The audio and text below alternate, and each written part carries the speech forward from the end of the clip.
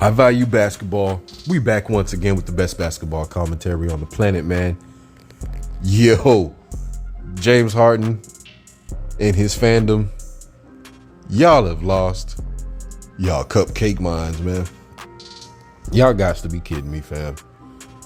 Jeff Teague, who I actually have always liked as a player, and in a weird way, I always saw Jeff Teague as like the perfect creative player in my head. Like if I was on 2K and I had to create a player, for some odd reason, Jeff Teague always looked like the person I would create. I don't know what it is about Jeff Teague, but I don't know. He like his proportions, his tattoos, like paws, no weird stuff.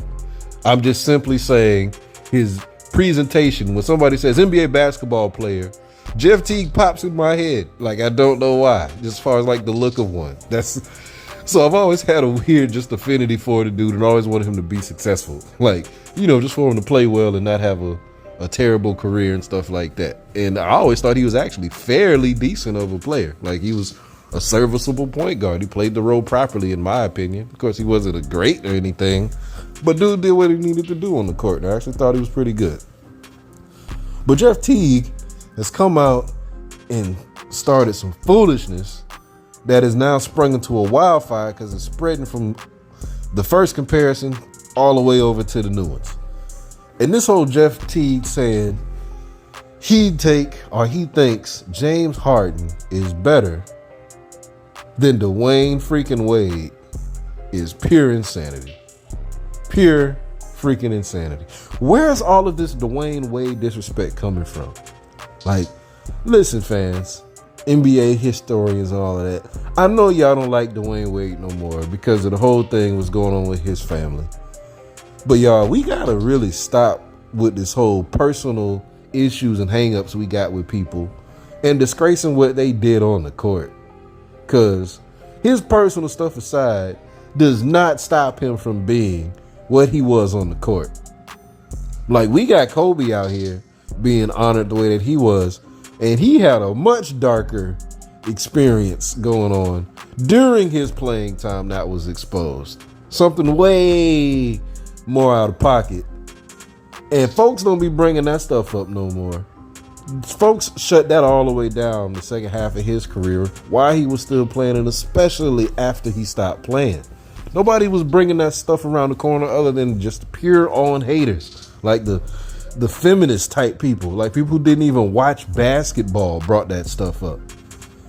But yo, we be doing Dwayne Wade like hella wrong simply because he supports something that most of us either don't understand or essentially just outright hate. Regardless of such, it ain't got crap to do with who Dwayne Wade was as a basketball player and what he accomplished, because you can't tell me otherwise that stuff is playing into the reason why the disrespect keeps brewing up with him. Like, just for real, we got to keep it a buck. Because Jeff Teague, yo, he's really showing a prime example of, even though some players may have made it to the NBA, that some of these players don't know, like, they're not good NBA commentators. They may have played in the NBA, but they don't know the NBA, and they don't know like true actual, like, not say not skill, but they don't really know or care what actually matters. And I'm noticing that this is actually a little trend that's starting to emerge. I call it the Gilbert Arenas effect. Because I've noticed that since Gilbert Arenas has really stamped his name on the culture in recent years because of his podcasting, that he's taken his position to overly support and overly inflate the level of greatness that certain players have had who weren't winners. Now, I get the fact that you want to honor more NBA players, honor more people who've gotten to that level, and honor the dedication that some players have put into the game, and it's that and the third. But fam, yes, talking to you, Gilbert, talking to you, Mr. Jeff Teague, the whole just looking at somebody's stats and saying, oh yeah, that person was better because they had better stats. This stuff's got to stop, man. It's just got to stop.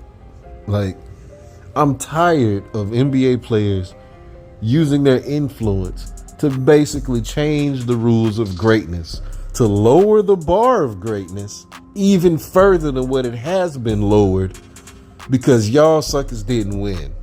And because y'all suckers didn't win, you want to bring down the accomplishments of players who did and basically say they was washed or trashed or not as good, so it can lessen the impact of the fact that y'all was not some winners. Because that's all I see this as. Gilbert Arenas was no daggone winner. Jeff Teague clearly was not a winner. And guess who also ain't a winner? James freaking Harden. Not a winner. Like, we got to remember that just a few years ago, before Kobe passed, Kobe said it. James Harden's style of play is not going to win. James Harden's style of play is too predictable. You cannot win a championship. You cannot compete at the highest level with doing that. Oh yes, watching him do that is amazing and it's fun to watch, but it does not get the job done. It is not a winning formula of basketball. If Kobe was still alive today, none of this BS that these dudes are saying would be flying out of their mouths. Like, we didn't really forgot just that fast. Did people like hate Kobe or something because of, he was maniacal? Because he was obsessed? Because he wasn't friendly? Is that what this is about?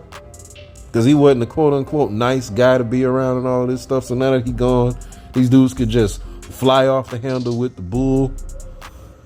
Because like the level of legit opinion and legit analysis of basketball was not at this low of a bar pre-2020 or 2020, pre-2019.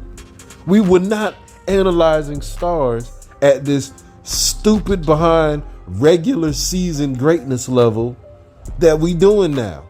It did not exist. Now they saying all of these fake narratives that, man, it's so the media inflates championships so bad that nobody even cares about the regular season. No, nobody cares about the regular season because these NBA players don't care about the regular season. Talking about, it's because the fans don't want to see that. These NBA players are the ones doing all of this load managing. They're the ones basically taking a crap on the fans. Like, this is just a quick little sidebar, but the load management is one bullshit, but it's also BS because they do it on the road. Dudes get 41 games at home, 41 opportunities for their fans at home to see them play. But instead of them load managing a few of those games where the people have the most opportunity to see them, they go load manage on the road and insult the people who are only going to have one or two chances to even see these dudes. That's when you choose to load manage, to completely crap on the people who will never or who have the very, very low amount of chances of actually seeing you play. That's who you crap on.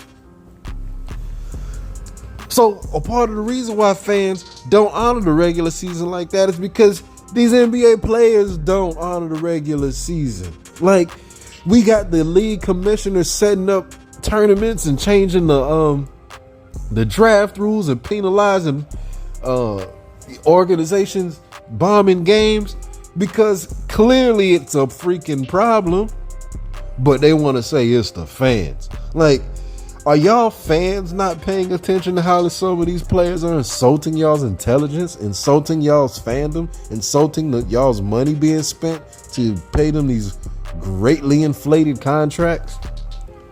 Are y'all not paying any attention to that? Y'all still just blindly just following behind the crap that they put out?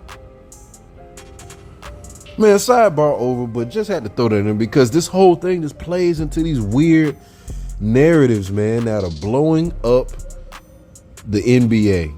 It's ruining the actual truth of what's going on because there ain't no way on heaven's green earth, if that even makes sense, on the heaven side of earth, that Dwayne Wade is not as good as James Harden. Because, James Harden went on those runs scoring all of those points, and he got an MVP. Oh, he did all of those 60-point games, and he could shoot the 3-point better than Dwayne Wade. Oh, his hezzy dribble pull-up game was somehow more succinct than Dwayne Wade's. Oh, because he XYZ. Man, stop it. Like I say, opinion of an actual winner and an actual legend, Kobe already called this man out. But then too, if you look at the if you look at the fulfillment of James Harden's career, all of these quote unquote skills that they say he could do better than Dwayne Wade has not amounted to anything. And we cannot lean on the excuse that he had to go up against the KD Wizards, because he been in other situations where he didn't even have to go up against that level of competition, and he got washed. Because none of that crap that he could do when it mattered. Complete and utter flop. How many 2-13 games do we have to go through in game 5 or game 6 or game 7 do we have to go through with this dude before we can shut the narrative down that he's better than an actual legend? He's better than a dude who could actually do it when it freaking mattered. How many times are we going to see James Harden hop on different teams just to get injured again? Because again, he don't take the regular season that seriously, or he don't take his health that seriously. That plays into their skill, that plays into who they are as a player, because he don't take that stuff as seriously, gets himself injured. How many times are we going to have to watch him go to another team with another prime opportunity and not even get past the second round while having MVP level teammates, because he plays directly into why they can't get over the hump, because he plays like pure ass. Jeff Teague, stop it. People who follow behind Jeff Teague, also stop it. And I'm gonna just stop it there, because they doing it also with AI now. Like, we just can't, man. We just can't. I don't know what y'all are doing these days. Y'all done got me so mad. Y'all done brought me back to damn YouTube. That's damn. How about you basketball, man?